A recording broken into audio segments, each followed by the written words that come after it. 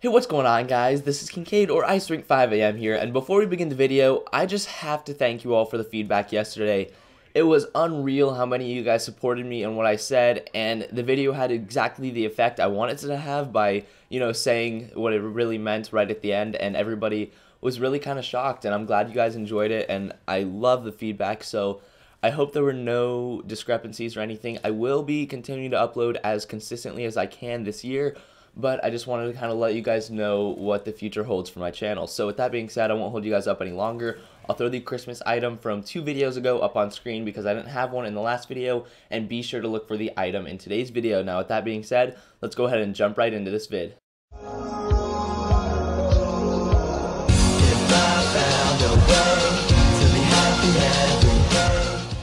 Today, I'll be bringing you another Call of Duty Ghost weapon comparison video. Now, in this video, I'll actually cover the last 2 submachine guns in CoD Ghosts, so it should be very, very interesting. We'll be comparing the CBJ-MS to the K7. And by last 2 submachine guns, I mean these are the only 2 SMGs I haven't talked about. So the results of this comparison actually surprised me quite a bit. When this game came out, I really was not happy with the CBJ. I didn't think it was a good gun, but the more I used it, the more I liked it. So with that being said, let's go ahead and jump right into the testing and results. So to start us off, the CBJ will cost only 6 squad points, whereas the K7 will cost 8. So the CBJ is just a little bit less costly in that aspect.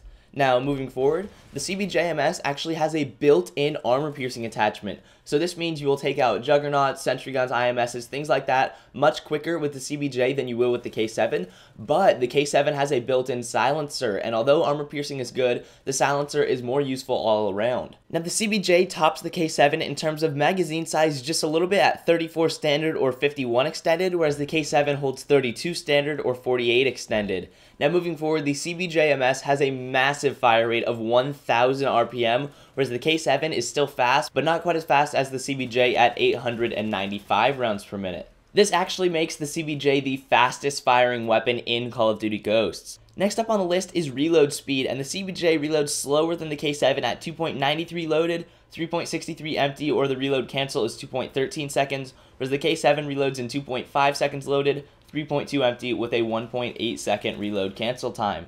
Now moving forward, both weapons have a standard ADS speed for SMGs at 1/5 of a second.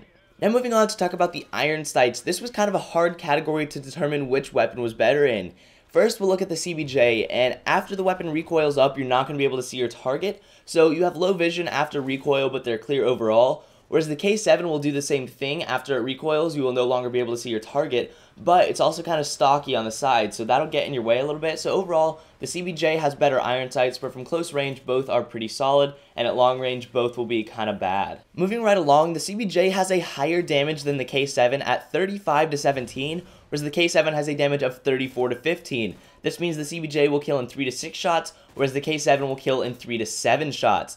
Now the thing is, the CBJ hits minimum damage before the K7 hits its 4-shot kill range. So the K7 has a great 3-shot range, but after that it begins to drop very quickly, as you can see by the results on screen.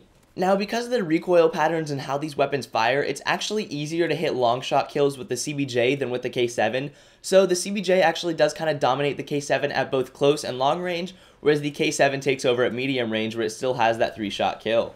Now, the time to kill stats for these weapons actually kind of show that. As you can see, the CBJ has the upper hand at close and long range because it caps at 6 shots, whereas the K7 caps at 7 shots.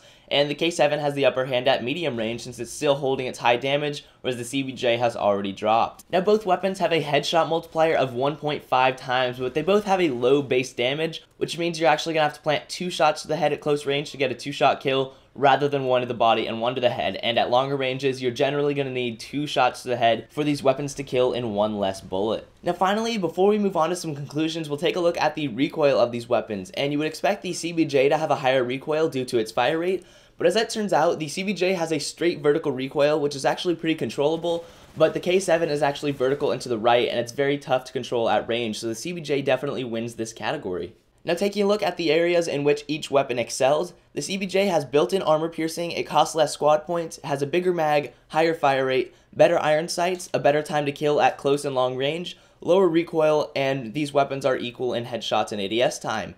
Now the K7 on the other hand has a built-in silencer, a faster time to kill at medium range, a faster reload speed, and obviously the headshots and ADS time are the same. Overall, the CBJ-MS dominates the K7 at close and long range, and the recoil is high, but it's pretty easy to control. This is a great option for controlling a close quarters area, and it's strong overall. Now, as we've discussed with the K7, it has a great 3-shot range with a quick time to kill at that medium range, and once the damage drops, the K7 becomes almost useless. It's very solid at close quarters combat, but the CBJ is more solid overall. If you put the K7 up against most guns and ghosts at close range, it's going to win, but put up against the CBJ is going to take out the K7. So guys, with that being said, this wraps up the weapon comparison video, and I do hope you enjoyed. Be sure to tell me where the Christmas item is, and leave a comment telling me which weapons you would like to see compared next. With that being said, I'd like to thank you for watching, and I'll talk to you guys soon with another video. On the left is one of the more serious commentaries on my channel, and on the right is a takedown perk guide. I can feel the love, can you feel it too?